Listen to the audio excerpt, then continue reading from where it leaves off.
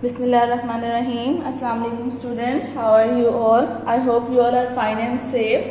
Allah keep you safe at homes. Today we will start our next chapter, which is chapter number 17. The name is biotechnology.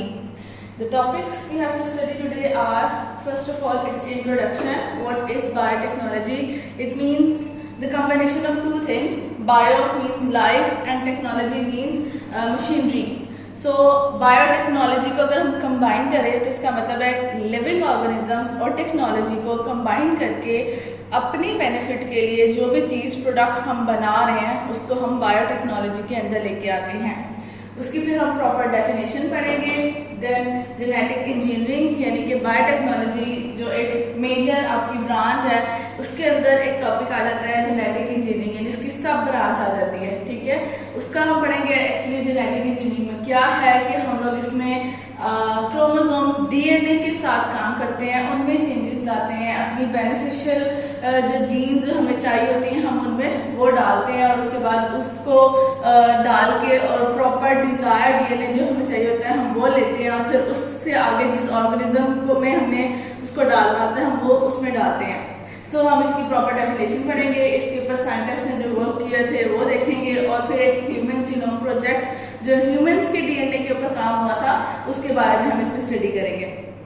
उसके बाद फिर हम biotechnology के scope पे आ जाएंगे, scope and importance of biotechnology कि biotechnology का आज की लाइफ में क्या स्कोप है, अच्छा है या बुरा है, और अगर है तो उसकी इम्पोर्टेंस क्या है। सो हम उसको पहले पढ़ेंगे biotechnology in the field of medicine, यानी मेडिसिन जो हमारी बन रही है उनमें बायोटेक्नोलॉजी अपना क्या रोल प्ले कर रही है। Biotechnology in the field of food and agriculture, जो हमारा आज का फूड बन रहा है, स्पेशली जो ऐसा फूड जो कि प्लांट्स से मिल रहा है, एग्रीकल्चरल क्रॉप्स आ रही हैं, उनमें बायोटेक्नोलॉजी अपना क्या रोल प्ले कर रही है। उसके बाद हम पढ़ेंगे बायोटेक्नोलॉजी एंड इन्वायरमेंट, यानी इन्वायरमेंट के अंदर अगर हम बायोटेक्नोलॉजी को यूज करते हैं तो वो कैसे करते हैं, वो इन्वायरमेंट में अपना क्या रोल प्ले कर रही है। ठीक है, इसके बाद हमने इसकी इंपॉर्टेंस स्कोप पढ़ लेंगे, फिर हम थोड़ा सा और इसके यानी बायोटेक्नोलॉजी की ब्रांच के अंदर आते हैं। तो बायोटेक्नोलॉजी में हम ऑर्गेनिजम्स लेते हैं।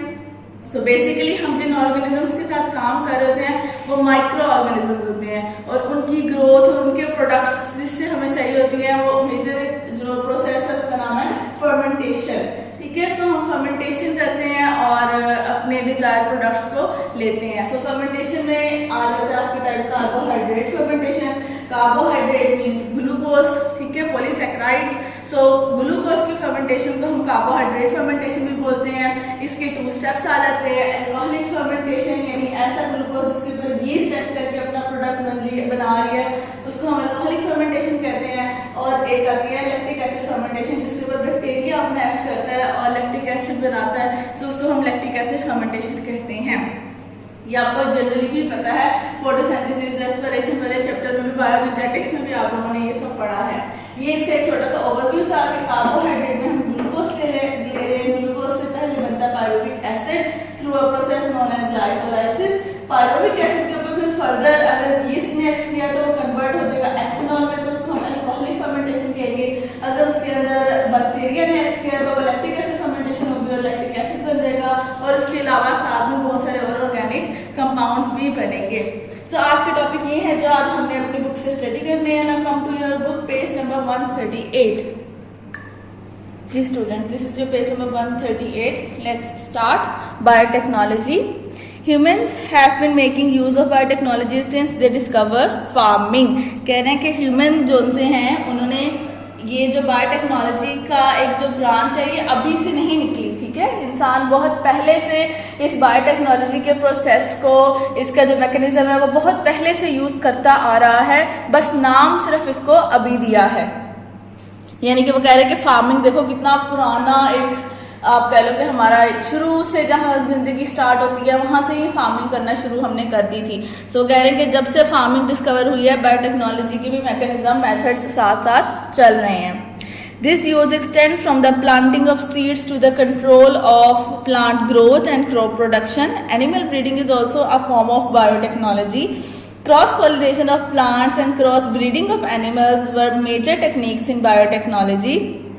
These techniques were used to enhance product quality and to meet specific requirement. उन्होंने आपको बायोटेक्नोलॉजी के अंडर जो इसकी सब डिवीजन्स आ जाती हैं उनमें से कुछ सब डिवीजन्स उन्होंने यहाँ पे आपको बता दिए हैं कि अगर हम प्लांट के सीड को अगर हम सॉइल में यानी वो बोते हैं और उसके बाद उसमें से एक प्लांट निकालते हैं तो वो भी बायोटेक्नोलॉजी के अंडर आता है। इन केस अगर हमने उसको प्रॉपर उसकी रिक्वायरमेंट्स चेक की हैं, अगर हमें डिज़ायर प्लांट चाहिए है तो हमने उस सीड के अंदर वो डिज़ायर प्लांट की करैक्टरिस्टिक्स डाली हैं, उसकी क्वालिटी वाइज डाली हैं या उसकी क्वांटिटी वाइज डाली हैं, तो वो बायोटेक्नोलॉजी आ जाती है। इसके अलावा अगर हम एनिमल्स की बात करते हैं तो एनिमल्स में जो हम ब्रीडिंग करवा के अपनी डिज़ायर प्रोडक्ट निकलवा रहे हैं वो आपकी बायोटेक्नोलॉजी के अंडर आ रहा है। इसके अलावा हम लोग अपनी भी अगर मैं बात करूँ जनरली हमारे घरों में जो दही का बनना है, जो ब्रेड का बनना है, आटे का खमीरा हो जाना और भी बहुत सारी छोटी छोटी चीज़ें हैं जिसके अंदर हम बेकिंग स्पेशली जो यूज़ करें जिसमें हम यीस्ट खुद ऐड कर रहे होते हैं, वो सब बायोटेक्नोलॉजी ही तो है।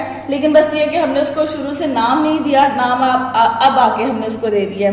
सो in this chapter we will get basic knowledge about the techniques being used in biotechnology. Introduction of biotechnology. Biotechnology is defined as the use of living organisms in processes for the manufacture of useful products or for service. Biotechnology क्या है? Living organisms का use करना अपने processes में human के लिए जो product हैं, डिज़ायर प्रोडक्ट हैं, वो बनाने के लिए।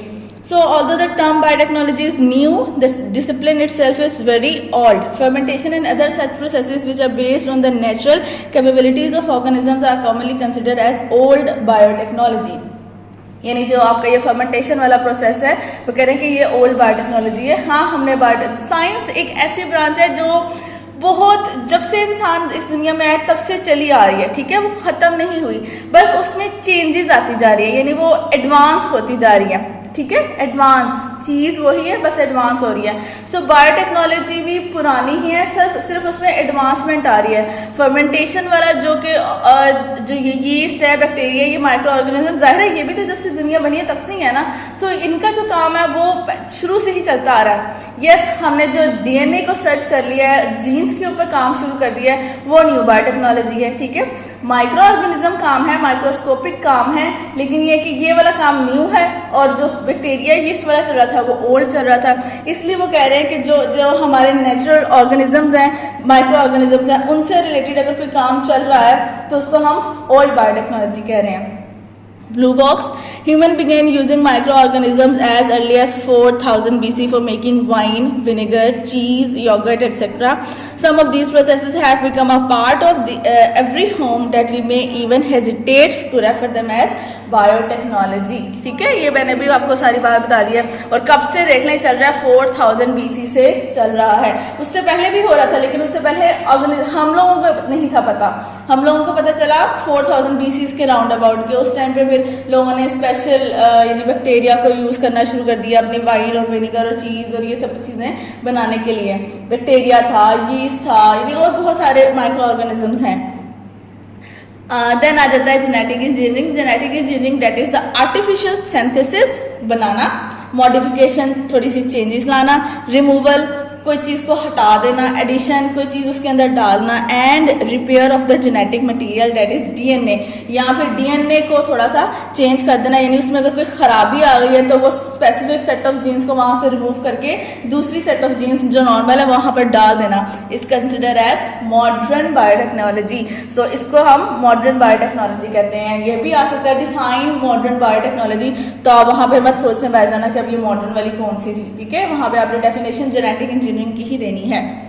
It is done to alter the characteristic of organism. The work on genetic engineering started in 1944 when it was proved that DNA carries the genetic information. MCQs में ये ईयर आ जाता है, पूछते हैं कि कब स्टार्ट हुआ था जेनेटिक इंजीनियरिंग का काम। सो वो कह रहे हैं कि जब हम लोगों ने ये चीज़ कंफर्म कर ली थी कि एक ऑर्गेनिज्म की जितनी करैक्टरिस्टिक्स हैं वो उसके डीएनए में होती हैं, तो हमने डीएनए के ऊपर काम स्टार्ट कर दिया था। Scientist isolated the enzymes of DNA synthesis and then prepared DNA outside the cell. यानी साइंटिस्ट ने फिर उस टाइम तक डीएनए को चेक कर लिया था, पढ़ लिया था सारा, और उस डीएनए के ऊपर कौन कौन से एंजाइम वर्कआउट करते हैं ये भी उन्होंने पता चला लिया था। सो उन्होंने उन एंजाइम्स को बॉडी के बाहर यानी सेल के बाहर लेकर आए हैं और उन एंजाइम से डीएनए के ऊपर काम करवाया आउटसाइड द बॉडी, ठीक है, और फिर डिजायर कैरेक्टरिस्टिक या स्पेसिफिक जो डीएनए हमें चाहिए था वो उनसे बनवाया। In 1970s they were able to cut and paste the DNA of organism। ये भी MCQ में आता है, ये जो आपका पैराग्राफ है ये MCQ बेस है, यहाँ पे डिफाइंड जेनेटिक इंजीनियरिंग है।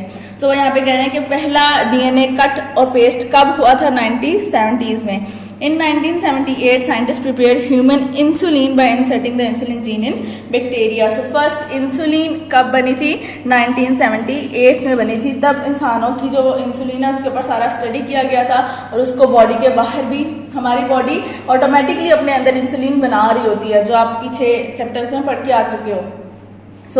जो आउटसाइड द बॉडी कब बनाई थी, वो 1978 में बनाई थी। Human growth hormone was also synthesised in bacteria. इसके अलावा ह्यूमन ग्रोथ हार्मोन भी बाहर बॉडी से बाहर बनाया गया था। In 1990s the human genome project was launched to map all the genes in human cell। The complete map of human genome was published in 2002। यानी कि जो हमारे अंदर टोटल सेट ऑफ जीन्स है, कंप्लीट जीन्स का जो study है, काम है, उस सारे को उन्होंने स्टडी किया, उसको नाम दिया ह्यूमन जीनोम प्रोजेक्ट, यानी ह्यूमन की जीन्स का काम, ठीक है। और वो कंप्लीट स्टडी करके उसको उन्होंने एक पूरे मैप की शक्ल में दिया कि हमारे अंदर कितनी जीन्स हैं, उन जीन्स के क्या क्या नाम है, किस जीन का क्या फंक्शन है, कौन से डीएनए के कौन से पार्ट के ऊपर जो जीन है उसकी क्या कैरेक्टरिस्टिक है, ये सब स्टडी किया था। और उन्होंने इसको 1990s से इसका काम स्टार्ट किया था और 2002 में कंप्लीट करके मैप आगे सामने रख दिया था। Blue box in Scotland in 1997 an embryologist Lan Wilmot produced a sheep named as Dolly from the body cell of an adult sheep। यानी इसने ये वाली sheep आर्टिफिशियली बनवाई थी, यानी खुद बनाई थी। कैसे कि उसने एक एडल्ट जो शीप, बड़ी शीप थी, उसकी बॉडी से सेल लिए थे, फिर उसके ऊपर काम किया था और उसने आर्टिफिशियली ये शीप बनाई थी जिसका नाम था डॉली, ठीक है। ये कुछ अर्सा जिंदा रही थी, उसके बाद ये मर गई थी, क्योंकि जाहिर है उस टाइम पे इतनी अभी साइंस ने तरक्की नहीं की थी कि उसके क्या उसको मसला था, क्या वजूहात थी, वो सब उसने कंप्लीट कर सकें। लेकिन यस, अगर अभी ये काम पॉसिबल है तो अभी हम ये कर लेते हैं और इजीली आर्टिफिशियली हम लोग बहुत सारे अपनी वैरायटीज ऑफ एनिमल्स बना रहे हैं, जो कि हम इस चैप्टर के लास्ट शायद टॉपिक में पढ़ेंगे। Scope and importance of biotechnology. In recent years, biotechnology is growing as a separate science। It has attracted the attentions of many intellectuals from diverse fields like agriculture, medicine, microbiology and organic chemistry। The scope for biotechnology is so wide that it is difficult to recognize the limits।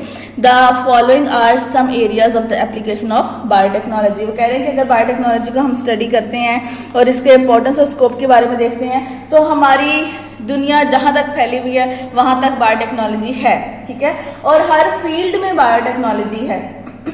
Sorry, अगर हम कहते हैं कि इस सिर्फ science से related है तो ऐसा नहीं है। हमारी पोल्यूशन जो है उसमें बायोटेक्नोलॉजी है, हमारे पानी के अंदर कहीं ना कहीं बायोटेक्नोलॉजी कहीं ना कहीं से रेफर कर जाती है, ठीक है। यानी ऐसा नहीं है कि हम खुद उधर इंट्रोड्यूस कर रहे हैं, वो नेचुरली ऐसा कोई वे बन जाता है जिसमें बायोटेक्नोलॉजी आ जाती है, ठीक हो गया।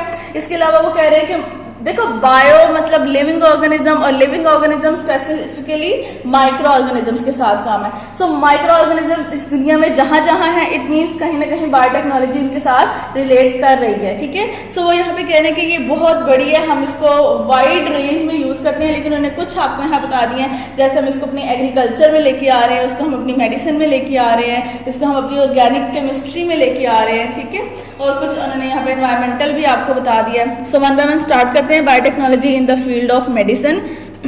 In the field of medicine, biotechnologists synthesize insulin and interferon antiviral protein from bacteria and released for sale। यानी कि जिसको हम अब कह लेते हैं कि हमारी जिनको शुगर है, डायबिटीज़ हो जाती हैं, उनके बॉडी में इंसुलिन नहीं बन रही होती, तो जो डॉक्टर्स बाहर से इंसुलिन रेफर करते हैं, दिन में 2 टाइम इसकी इतनी डोज लगानी है, इतने पॉइंट्स पे लगानी है, वो जो बाहर से हम इंसुलिन क्या ले रहे हैं वो कहाँ से आ रही है, वो बायोटेक्नोलॉजी से ही आ रही है।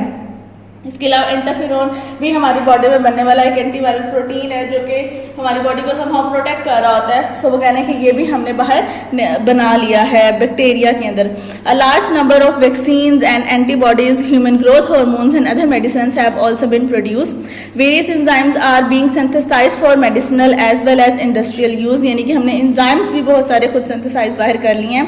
Gene therapy, that is treatment through genes, has become important in recent year. Biotechnology also proved much beneficial for forensic medicines. The study of DNA helps in the identification of criminals. Yes, last 2 points जिनसे वो आजकल की newly based जो हमारी life चल रही है उसमें इम्पोर्टेंट अपना रोल प्ले करते हैं। सो पहला पॉइंट तो उन्होंने ये कहा है कि फोरेंसिक लैब के अंदर हम लोग अपनी इसको बायोटेक्नोलॉजी को यूज़ कर रहे हैं क्योंकि हम क्रिमिनल्स की स्टडी कर सकते हैं, यानी कि वो जो अगर आप लोगों ने क्या है CID वाला अगर वो जो ड्रामा था वो देखा हो तो वो उसके नेल्स में से, उसके ब्लड के कोई एक आधे सैंपल्स में से, यहाँ तक कि हड्डियों में से उसका पूरा DNA चेक कर लेते हैं और बता देते हैं कि जी यहाँ पे जिसका ब्लड गिरा हुआ था इसकी डेड बॉडी के साथ मैच कर रहा है कि डेड बॉडी का ब्लड कुछ और था, वो जो ब्लड गिरा हुआ वो कोई और है, इट्स मीन कि यहाँ पे कोई और बंदा था जिसने क्राइम किया है। यानी वो पूरा एक इसको स्टडी कर लेते हैं थ्रू बायोटेक्नोलॉजी के ही प्रोसेस थे।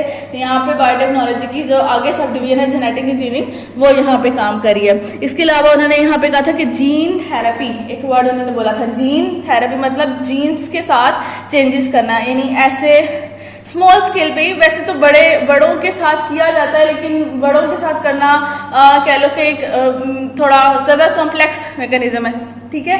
सो ये वो करते हैं फेटल स्टेज पे या एम्ब्रियोनिक स्टेजेस पे या बेबी जब न्यूली बॉर्न होता है तब, कि अगर उसमें देखते हैं कि समहाउ किसी तरीके से कुछ चेंजेस है, यानी कोई डिजीज कॉज है और वो ऐसी डिजीज है जो कि जेनेटिक्स है, ठीक है, जेनेटिकली उसमें आ रही है, इनहेरिटेड है, तो वो उसको क्या करते हैं कि उसके DNA को वहाँ पे चेंज कर देते हैं, यानी उसके DNA की वो जो गलत जीन्स होती हैं जिनमें चेंज आ गया होता है, वेदर वो म्यूटेशन की वजह से आया है, वेदर वो कोई बाहर फॉरेन कोई कह लो कि एक्सरेज आ गई, अल्ट्रावायलेट रेज आ गई, उनकी वजह से कोई उसके DNA में चेंज आ गया है, या फिर वो जेनेटिक है उसके पेरेंट्स से ही उसमें आया। सो वो हम लोग वहाँ पे उस टाइम पे वो जो क्रोमोसोम बन रहा होता है, कॉम्बिनेशन आ रही होती है, उसी टाइम पे उसमें से वो डिफेक्टेड जीन्स को हटा के न्यू जीन्स डाल देते हैं, ठीक है। सो इसको जीन थेरेपी का नाम दिया जाता है कि जीन्स के साथ हम काम कर रहे हैं। बेसिकली ये बड़े में नहीं होता, फिटल डेवलपमेंट के टाइम पे ही होता है, यानी उस टाइम पे जब प्रेगनेंसी होती है, ठीक है। सो ये इतनी वास्ट फील्ड चलेगी, यहाँ पर तो अभी इसके ऊपर काम नहीं होता, लेकिन यस आउटर कंट्रीज में ज़रूर इसके ऊपर वो लोग काम कर रहे हैं।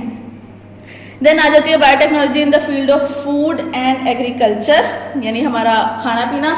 Fermented food for example pickle, yoghurt, यानी कि आपका जो अचार बनता है जिसको हमारी माएँ नोन है वो सारा उसमें चीज़ें वगैरह डाल के तो बंद करके उसको एक कॉर्नर पे रख देती हैं कि जी अब ये एक स्पेसिफिक टाइम के बाद, ड्यूरेशन के बाद अब बनेगा।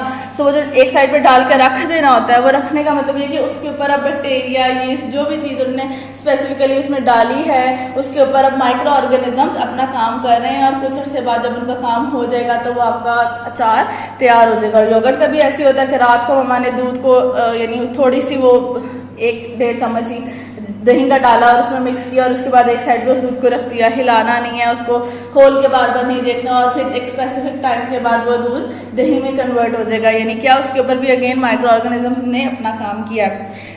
Melted food, for example, powdered milk, a mixture of barley, wheat flour and whole milk, various vitamins and dairy products are produced by using microorganisms. उसके अलावा उन्होंने ये सारी आपको बताइए कि इन सब जगहों पे microorganisms अपना अपना रोल प्ले करते हैं। Wine and beer are produced in beverage industries. Biotechnology has also revolutionized research activities in the area of agriculture. Transgenic organisms with modified genetic setup, plants are being developed in which desirable characteristics are present. For example, more yields and resistant against diseases, insects and herbicides.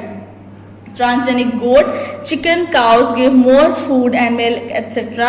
Many animals like mice, goats, cows, etc. have been made transgenic to get medicines through their milk, blood and urine. अब उन्होंने यहाँ पे नाम दिया transgenic, यानी कि ऐसा organism जो कि हमने खुद बनाया है, बनाया इन सेंस कि उसके अंदर हमने खुद अपनी रिक्वायरमेंट के हिसाब से जीन्स डाली हैं, ठीक है।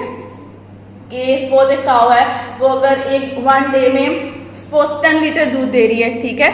सो हम चाह रहे हैं कि वो 10 की बजाय 20 लीटर्स दे, सो हम उसके अंदर जीन्स ऐसी ऐड करा देंगे जो मिल्क प्रोडक्शन को उसकी तेज कर देंगी और वो मिल्क ज़्यादा जल्दी बनाएगी और ज़्यादा क्वांटिटी में देगी, ठीक है। इसी तरह अगर हम प्लांट्स की बात करें तो हम चाह रहे हैं कि ऐसा प्लांट जिसके ऊपर सिर्फ एक चीज़ यानी एक फ्रूट लगता है और सपोज मैंगो लगता है और उसका कलर येलो है, और हम चाह रहे हैं कि वो जो ट्री है वो मैंगो तो लगाए लेकिन उसका कलर रेड दे, ठीक है। सो हम उस प्लांट की जीन के अंदर जो कलर्ड जीन है, जो ऐसी जीन जो कि कलर दे रही है, उसके अंदर जो येलो कलर वाली जीन है उसको हटा के वहाँ पे रेड कलर वाली जीन डाल देंगे, ठीक है। सो फिर हमें अपना जो डिज़ायर जो प्रोडक्ट है जो हमें चाहिए यानी मैंगो विद रेड कलर वो हमें मिल जाएगा। सो इसी तरह वो कह रहे हैं कि हम लोगों ने अभी स्पेशली राइस के ऊपर बहुत काम हो रहा है। आप लोग 8th क्लास में शायद पढ़ के भी आए हो इस चीज़ को कि हम लोग राइस की क्वांटिटी भी और उसकी क्वालिटी भी इन्हेंस कर रहे हैं, यानी ऐसे राइस ला रहे हैं जिनके अंदर प्रोटीन कंटेंट बहुत ज़्यादा है,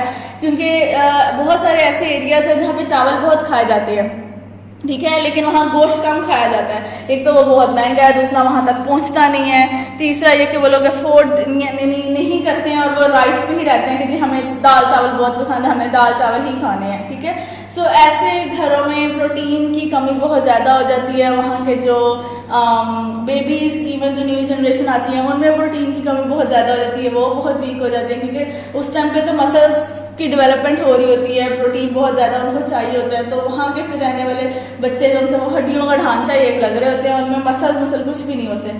सो अभी जो हमारे साइंटिस्ट काम कर रहे हैं वो ऐसे चावलों में काम करने के ऐसे चावल हो जिसके अंदर कार्बोहाइड्रेट, क्योंकि चावल मिठास है, ठीक है, वो कार्बोहाइड्रेट है।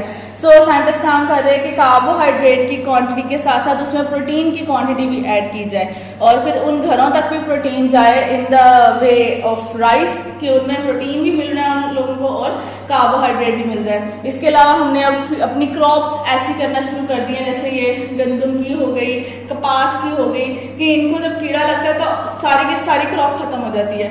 सो इसमें हमने यानी ऐसी जीन्स इंट्रोड्यूस करा दी हैं जो कि सपोज करो कि वो जो स्पेसिफिक कीड़ा लग रहा है उसके ऊपर वो किसी स्पेसिफिक स्मेल से जो सा ना वो भागता है या मरता है, ठीक है।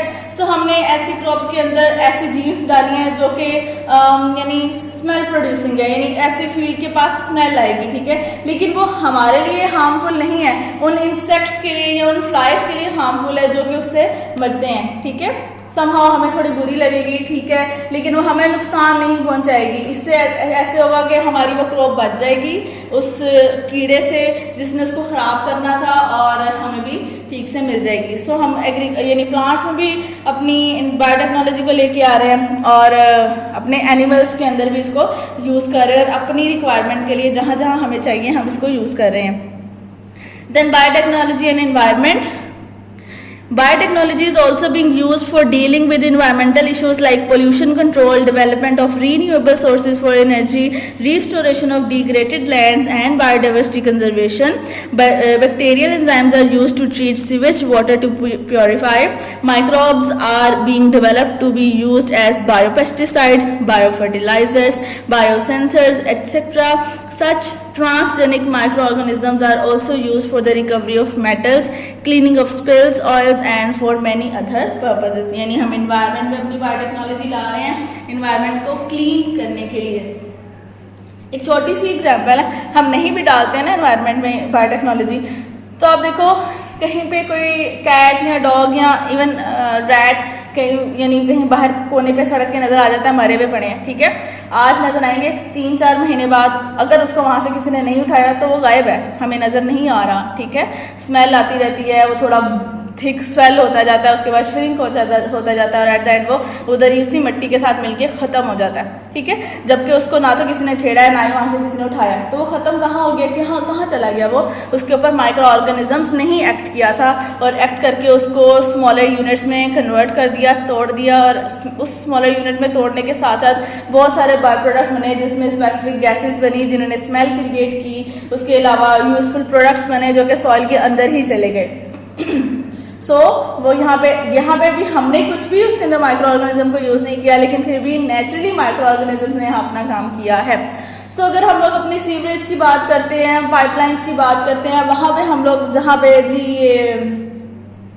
कह लो कि ये जो हमारे गंदे नाले होते हैं, ठीक है, जहाँ बहुत ज़्यादा ही गंद भरा होता है, सो यहाँ पे वो लोग यूज़ करते हैं बैक्टीरिया वगैरह, तो और इनको यूज़ करके यानी वहाँ पे जहाँ पे ब्लॉकेज हो गई होती है सीवरेज में, वहाँ पे बैक्टीरियल एंजाइम्स फेंके जाते हैं। फिर वो एंजाइम्स वहाँ जहाँ ब्लॉकेज हो गई होती है, जिन चीज़ों की वजह से ब्लॉकेज हो गई होती है, उन चीज़ों पे जाके एक्ट करते हैं, उनको डिग्रेड करते हैं, उनको तोड़ते हैं, स्मॉलर पीसेस में तोड़ते हैं, और उसके बाद वहाँ से फिर वो स्मॉलर पीसेस में टूट के आगे फ्लो कर जाता है, ठीक है। तो हमारा जो सीवरेज जो सिस्टम है वो सारा हम बैक्टीरियल एक्टिविटी की वजह से अपना कंटिन्यू रख सकते हैं। इसके अलावा जो हमारे ओशंस हैं वहाँ पे बहुत सारी शिप्स जाती हैं, बहुत सारी शिप्स में से उनके जो ऑयल टैंकर्स होते हैं वो लीक कर जाते हैं, ऑयल की एक पूरी लेयर ऊपर आ जाती है पानी के, जो कि नीचे वाली जो लाइफ है, पानी के अंदर रहने वाली लाइफ है, उसके लिए खतरा है। सो हम लोग उस लेयर को ख़त्म करते हैं, वहाँ पे हम लोग माइक्रोब्स को यानी स्प्रिंकल करते हैं, स्प्रे उनका करवाते हैं, ताकि वो माइक्रोब्स वहाँ स्प्रे होते हैं तो वो उस ऑयल के ऊपर एक्ट करते हैं, उस ऑयल को वहाँ से डिग्रेड करके ख़त्म करते हैं, और फिर हमारी जो सनलाइट है वो डायरेक्टली वाटर के अंदर जाती है, और फिर वहाँ रहने वाले प्लांट्स और माइक्रो ऑर्गेनिजम्स के लिए यूज़फुल है वो। इसके अलावा उन्होंने बहुत सारी और भी बातें बताई हैं कि हम लोग अपने जो मेटल्स हैं उनको बायोटेक्नोलॉजी के थ्रू ढूंढ लेते हैं, रिकवर कर लेते हैं, बहुत सारी और बाकी उन्होंने यहाँ पे चीज़ें बताई है, लेकिन कुछ जो इंपॉर्टेंट है वो ऐसे ही हैं, आपने इनको एज एन यानी लॉन्ग के लिए राइट अ नोट ऑन करके याद करना है। Blue box fear are also being expressed about the advances in biotechnology in terms of release of harmful organisms developed through recombinant DNA technology। ये जो बात कह रहे हैं वो बात थोड़ी सी कह रहे हैं कि खतरे वाली है। हम लोगों ने अब साइंस को इतना स्टडी कर लिया है कि हम अब आर्टिफिशियली भी ऑर्गेनिजम्स बना रहे हैं, ठीक है। सो जब हम आर्टिफिशियली ऑर्गेनिजम्स बना रहे हैं ना, तो हम फिर कुछ भी कर सकते हैं। हम फिर जिन साइंटिस्ट का दिमाग घूम जाता है, ठीक है, वो फिर खुद को खुदा मानने लग जाते हैं, और वो ऐसी कॉम्बिनेशन करने लग जाते हैं जो कि इंसानियत के लिए ख़तरा है, ठीक है। तभी तो इन चीज़ों को इस्लाम ने हराम करार दिया है, तभी तो हमारे इस्लामिक कंट्रीज में अभी ये चीज़ें आई नहीं हैं। जैसे कि वो जो आपकी मूवी है, क्या नाम, क्रिश है, ठीक है, उसमें उन्हें वो क्या करते हैं, वो जो ये जो शायद लेटेस्ट वाली जो थी, जिसके अंदर वो कंबाइन कर रहे हैं ह्यूमन के जीनोम को एनिमल्स के जीनोम के साथ, ठीक है। सो जिसके अंदर कभी किसी ह्यूमन की टेल है तो कभी किसी की ह्यूमन की क्या टंग बहुत बाहर निकल आती है। ये सब क्या है, ये सारी दो चीज़ों का कॉम्बिनेशन है।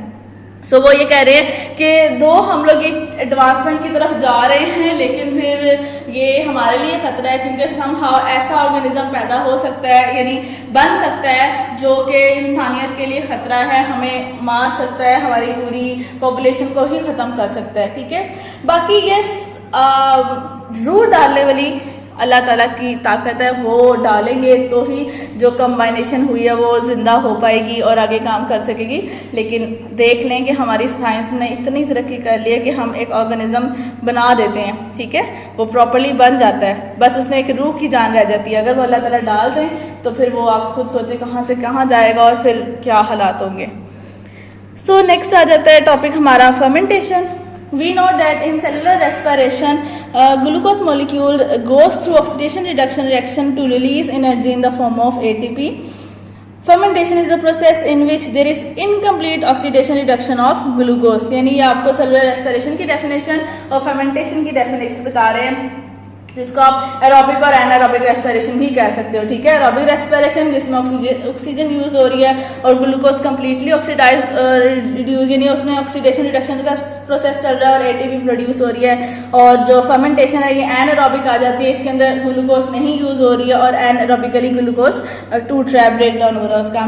Fermentation has been in the knowledge of man since centuries, but it was believe that it is purely a chemical process. वो कहना कि फर्मेंटेशन शुरू से चलता आ रहा है हमारी ज़िंदगियों में, लेकिन फिर भी उसको बिलीव यही किया जाता है कि ये केमिकल प्रोसेस है, यानी केमिकल्स के एडिशन की वजह से होता है, जबकि ऐसा नहीं है। केमिकल्स प्रोड्यूस ज़रूर हो रहे हैं, रॉ मटेरियल के तौर पे ग्लूकोज यूज़ ज़रूर हो रहा है, लेकिन इसमें माइक्रोब्स भी अपना काम कर रहे हैं, यानी कि यीस्ट और बैक्टीरिया भी अपना रोल प्ले कर रहे हैं। So in 1857, Pasteur convinced the scientific community that all fermentations are the results of microbial activity. He showed that fermentation is always accompanied by the development of microorganisms. There are many kinds of fermentation and each kind is a characteristic of particular microbial group. यानी वो कह रहा है कि fermentation की बहुत सारी types हैं और वो जो types हैं वो किस पे बेस कर रही हैं, माइक्रो ऑर्गेनिज्म पे, कि कौन सा माइक्रो ऑर्गेनिज्म एक्ट कर रहा है, जो सा भी एक्ट करेगा वो फर्मेंटेशन उस हिसाब से चेंज हो जाएगी. तो ये वाला पैराग्राफ आपका एमसीक्यूज के लिए था. पेस्चर का पूछा जाता है, उसके ईयर का पूछा जाता है. Now fermentation are classified in terms of the product form. उसकी क्लासिफिकेशन किस पे की जाती है, एक तो उस बेस पे की जाती है कि माइक्रोब कौन सा यूज हो रहा है और दूसरा उसका प्रोडक्ट क्या बन रहा है. The initial step of carbohydrate fermentation are identical to those of respiration. The process begins with glycolysis in which the glucose molecule is broken into two molecules of pyruvic acid. Different microorganisms proceed the further reactions in different ways. It results in the formation of various products from pyruvic acid. यानी वो कह रहे हैं कि carbohydrate fermentation में जो first आपका एक जो स्टेप चलता है ग्लाइकोलिसिस वाला, वो सेम है एज रेस्पिरेशन वाले स्टेप में. रेस्पिरेशन में भी वही था और एनारोबिक यानी एरोबिक और एनारोबिक रेस्पिरेशन दोनों में ही जो फर्स्ट स्टेप था ग्लाइकोलिसिस वाला वो सेम है, क्योंकि उस स्टेप में ऑक्सीजन यूज नहीं हो रही, ऑक्सीजन यूज होती है सेकंड थर्ड स्टेप में. सो फर्स्ट स्टेप दोनों में ही ऑलमोस्ट सेम रहता है. सो जो ग्लूकोज की कन्वर्जन पायरुविक एसिड में है वो ग्लाइकोलिसिस के प्रोसेस से वो कार्बोहाइड्रेट फर्मेंटेशन में सेम है. उसके बाद वो कहना है कि इस पायरुविक एसिड पे जो सा माइक्रोब एक्ट करेगा उसके लिहाज से नीचे आपका प्रोडक्ट भी चेंज हो जाएगा. Now, the two basic types of carbohydrate fermentation are described below. First of all is alcoholic fermentation, which is done by yeast. This fermentation is carried out by many types of yeast such as Saccharomyces cerevisiae. This process is quite important and is used to produce bread, beer, wine and distilled spirits. In this process, carbon dioxide is removed from pyruvic acid. The product, that is acetaldehyde, is then reduced to ethanol. The carbon dioxide produced during this fermentation causes the rise of the bread, यानी जब आपका आटा खमीरा हो जाता है, वो मामा ने जब किचन में उसमें फ्रिज में रखा था तो वो बाउल के अंदर था, लेकिन जब वो खमीर हुआ आपने देखा तो वो तो बाउल से बाहर ही निकल रहा था. ठीक है, वो असल में बाउल से बाहर कैसे निकलता है, वो राइज होता है. और राइज किस वजह से होता है, क्योंकि जब उसके अंदर यीस्ट अपना काम करती है तो वो carbon dioxide as a byproduct बना रही होती है. कार्बन डाइऑक्साइड एक गैस है. अब जाहिर है वो जब अंदर काम हो रहा है तो आटे के अंदर से वो कार्बन डाइऑक्साइड बाहर कहाँ से आएगी, वो फिर आटे को फुलाना शुरू कर देगी. और फिर ऐसा होता है कि समटाइम्स वो इतना फूल जाता है कि वो फटता है, और जब वो फटता है तो उसमें छोटे छोटे होल्स हो जाते हैं और वो साइड से आपका जो भी बाउल होता है उससे बाहर आने लग जाता है. ठीक है, सो वो जो कार्बन डाइऑक्साइड थी वो तो एनवायरनमेंट में चली गई, तो पीछे क्या बन गया, पायरुविक एसिड से पहले बनता है एसिटाल्डिहाइड और उसके बाद फिर एथेनॉल की कन्वर्जन हो जाती है. देन वो और ये एज आपने लॉन्ग के लिए भी याद कर लेना है, ये यहाँ से स्टार्ट होता है लॉन्ग और यहाँ तक आता है, और शॉर्ट के लिए भी आ जाता है, ये दोनों भी पूछे जाते हैं. सो और एमसीक्यूज में भी पूछा जाता है कि यीस्ट कौन कौन सी, यीस्ट और बैक्टीरिया कौन से यूज हुए थे, उनका नेम बताएं. ठीक है, एज अ शॉर्ट भी पूछा जाता है, एज एन एमसीक्यूज के लिए भी पूछा जाता है. Then आ जाता है lactic acid fermentation by bacteria. In this process, pyruvic acid is reduced to lactic acid. It is carried out by many bacteria, for example, Streptococcus and many Lactobacillus species. ये bacteria के नाम है. It is quite important in dairy industries where it is used for souring milk and also for production of various type of cheese. यानी दूध को खट्टा करना और उसको वो जो जिसे कहते हैं दूध फट गया, ठीक है, वो फटने वाली सिचुएशन लेके आना, फिर फर्दर उस फटे हुए दूध से आगे चीज़ और बटर और बाकी सब चीज़ें बनाना. ठीक है, डेयरी प्रोडक्ट्स में इन चीज़ों का ज़्यादा यूज़ होता है, इसलिए वो कह रहे हैं कि इलेक्ट्रिक एसिड फर्मेंटेशन हम उनमें यूज़ कर रहे हैं. सो ये तो होगी आपकी कार्बोहाइड्रेट की दोनों टाइप्स. अभी तक जो आपने ये पढ़ा है इसमें ये वाला आपका topic as such full long आ रहा है, और जो ये हैं ये शॉर्ट के लिए भी आ जाते हैं और लॉन्ग के लिए भी पूछा जा सकता है. ये वाला आपका टॉपिक शॉर्ट का था, डेफिनेशन आ जाती है, एमसीक्यूज के लिए आ जाता है. अब आपने इसको याद करना है और लिखना है. अल्लाह हाफिज़.